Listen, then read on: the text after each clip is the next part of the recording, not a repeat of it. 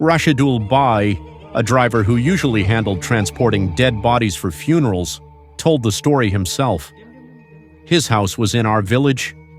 One night, after finishing his duty, he was about to step outside. Suddenly, his boss called. "Someone has taken a dead body from a morgue in Faridpur. You need to bring it to a village in Magura," the boss said. Rashedul Bhai glanced at the clock. It was 12:30 a.m. He didn't want to go at such a late hour, but he had no choice. His life depended on it. He drove to the morgue in Faridpur. When he arrived, his boss gave him the exact address and asked him to load the corpse into the vehicle. Rashedul Bhai and a colleague struggled to lift it. The corpse was extremely heavy. They noticed the white cloth covering the body had turned red with blood. The trolley used to move it was also covered in blood, and a terrible stench rose from the corpse. After much effort, they managed to load it into the vehicle. Rashedul Bhai started the car and got the address from his boss. The destination was a village in Magura.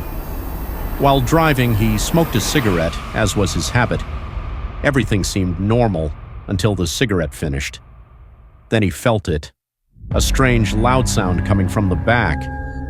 At first, he thought it was his imagination, but soon he realized the engine was making a very odd, heavy noise. It sounded like something enormous was moving. He became extremely uneasy. The strange sound grew louder. Rashedul Bhai started sweating profusely. He increased the speed of the vehicle, but the road seemed endless.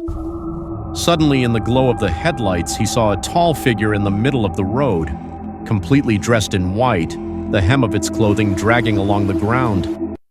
The figure moved into the bushes by the roadside and whispered, "Take me with you, brother. I am in great danger." Rashedul Bhai realized something was terribly wrong. Everything had seemed normal before, but now the hissing sound and the figure's presence terrified him.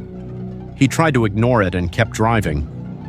A little further, he heard the hissing sound again, this time accompanied by another strange sound, as if someone was whispering in secret.